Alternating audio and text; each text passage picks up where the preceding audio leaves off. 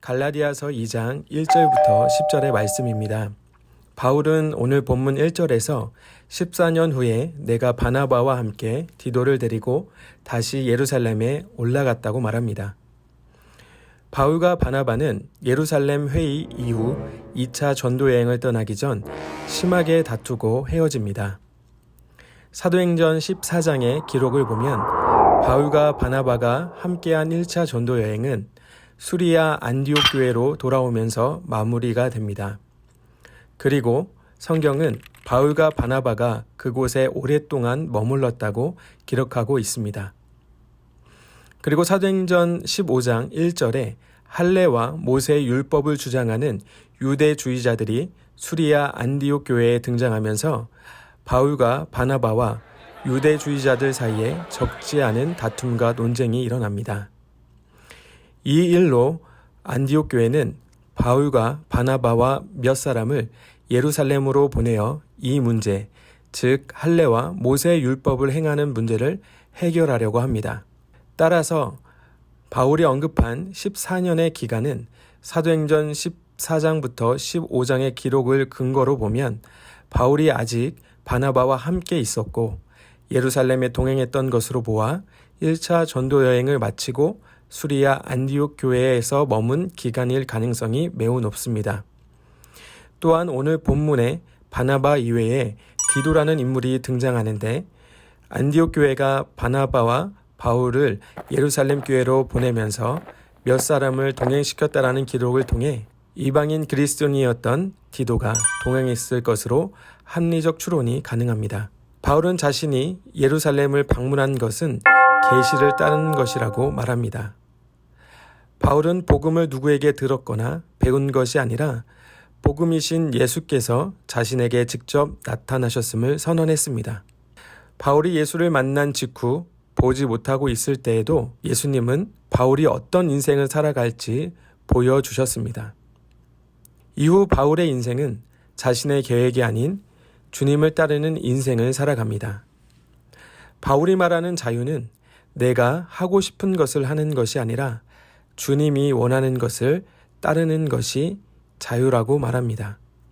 예루살렘에 도착한 후 유력한 자들, 즉 예루살렘 교회 장로들과 사도들을 개인적으로 만나 자신이 전한 복음을 설명합니다. 이것을 통해서도 바울 자신의 사도로서의 정당성과 자신이 전한 복음의 신뢰성을 예루살렘 교회로부터 인정받기 위한 것이라고 볼 수 있습니다.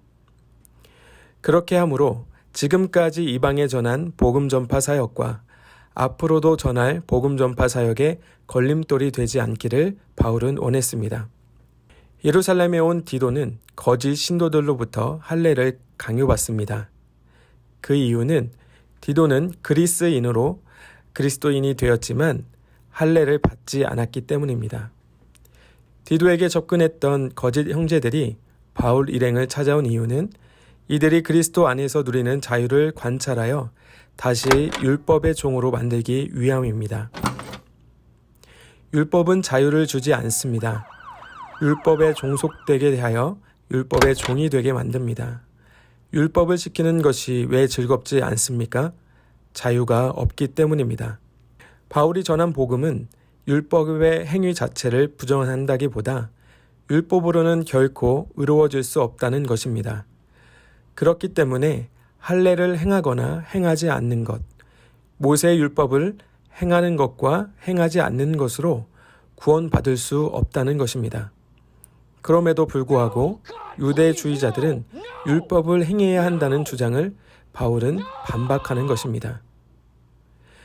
예수 안에서 누리는 자유란 할례를 행하지 않고 율법에 얽매이지 않고 예수를 믿는 믿음으로 죄와 사망으로부터 얻는 자유입니다.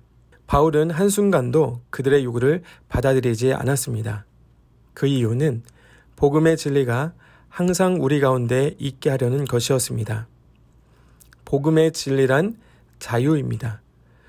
우리를 구원하지 못하는 율법에 얽매여서 평생 탄식하며 종으로 사는 것이 아니라 죄와 사망으로부터 영원한 자유를 주는 예수 그리스도를 믿는 믿음 말입니다. 예루살렘 교회의 장로들과 사도들이 바울을 어떻게 생각하든 바울은 상관이 없었습니다. 바울은 사람을 따르는 사람이 아니었기 때문입니다. 그리고 바울의 진심, 그 중심을 하나님이 아신다고 믿었습니다. 예루살렘 교회의 장로들과 사도들은 바울이 전한 복음과 그의 사역에 대한 보고를 듣고는 그 어떤 것도 제한하지 않았습니다. 오히려 예루살렘 교회의 장로들과 사도들은 베드로를 유대인의 사도로 부르신 하나님께서 이방인의 사도로 바울을 삼으셨다라는 사실을 깨닫게 되었습니다. 예루살렘 교회의 기둥인 사도 야고보와 베드로와 요한은 바울과 바나바를 사도로 인정합니다. 그들은 이제 코이노니아가 되었습니다. 같은 뜻에 동참하는 공동체가 되었다는 것입니다. 함께 교제하고 사귈 수 있는 공동체 안으로 들어갔다는 것입니다. 그리고 이제 각자의 부르심을 따라서 유대인의 사도로 이방인의 사도로 복음 전파라는 같은 뜻을 품고 나아갑니다. 첫 번째, 그리스도 안에서 누리는 자유란 무엇입니까? 두 번째, 내가 알고 있는 자유와 성경이 말하는 자유의 차이점은 무엇입니까? 세 번째, 신앙생활이 기쁘십니까? 기쁘지 않으십니까? 기쁘지 않다면 그 이유는 무엇입니까? 네 번째, 예수님을 따르는 삶을 자유라고 말할 수 있습니까? 아니라면 그 이유는 무엇입니까? 우리의 신앙의 목표는 인생의 자유가 아니라 영혼의 자유입니다. 우리의 신앙의 목표는 인생의 영원함이 아니라 영원한 생명에 대한 소망입니다.